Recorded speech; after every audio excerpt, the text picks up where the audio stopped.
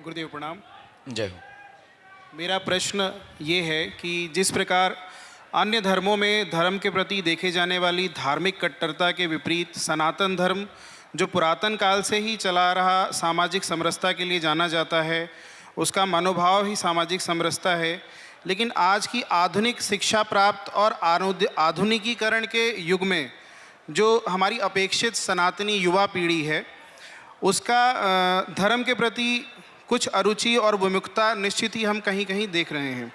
तो इस अपेक्षित सनातनी युवा पीढ़ी का इस धर्म के वैराग्य को दूर कर उनकी आंखों पे जो ये पश्चिमी समाज और आधुनिकीकरण की धूल को हटाकर हम अपने आदि अनादि काल से चले आ रहे सत्य सनातन धर्म की दिव्य ज्योति को जलाने की दिशा में इस युवा पीढ़ी को किस प्रकार से आप दिशा निर्देश, संदेश या मार्गदर्शन देना चाहते हैं? ताली बजाई जाए डॉक्टर साहब के लिए। पहली बात तो आपको बता दें कि ये कार्यक्रम और ये प्रश्नोत्तरी की चर्चा किसी भी एक धर्म की बात नहीं है या एक व्यक्ति विशेष के लिए बात नहीं है। ये भारत के राष्ट्र निर्माण के उत्थान की बात हो रही है कि भारत में रहने वाला प्रत्येक युवा उन्नति कैसे कर पाए। और आपने एक जो बहुत प्यारी बारीकी इस प्रश्न में पकड़ी है जिससे हमें मन बहुत गदगद हुआ है।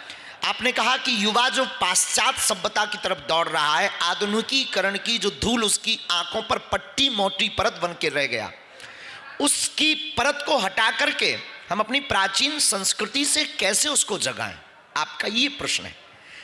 सबसे प्रथम और सबसे बढ़िया बात डॉक्टर साहब ये है जो वर्तमान सरकार को करनी चाहिए और प्रत्येक भारतीय व्यक्ति को जिसकी पहल रखनी चाहिए, भारतीय शिक्षा नीति में बहुत जल्दी ठीक सुधार चाहिए। भारतीय शिक्षा नीति में जब तक संस्कृति के बारे में नहीं पढ़ाया जाएगा, हमें अंग्रेजी से क्या लेना देना है, हमें विदेशी व्यक्ति माइकल जैक्सन के इतिहास से क्या लेना देना है, हमको स्वामी विवेकानंद के इतिहास से शिक्षा मिलनी है, हमें रानी लक्ष्मीबाई की शिक्षा से, महारानी लक्ष्मीबाई की जीवनी से शिक्षा मिलनी है, हमें रसखान से शिक्षा मिलनी है, हमें सूरदास से शिक्षा मिलनी है, हमें मीराबाई से शिक्षा मिलनी है। तो क्यों ना भारतीय शिक्षा प्रणाली में इन महापुरुषों की जीवनी और गीता, रामायण, वेद, पुराण इनका पठन पाठन प्रारंभ किया जाए और जिस दिन ये हो जाएगा उस दिन युवा के ऊपर से ये परत हट जाएगी। और क्या इसमें आप सहमत हैं?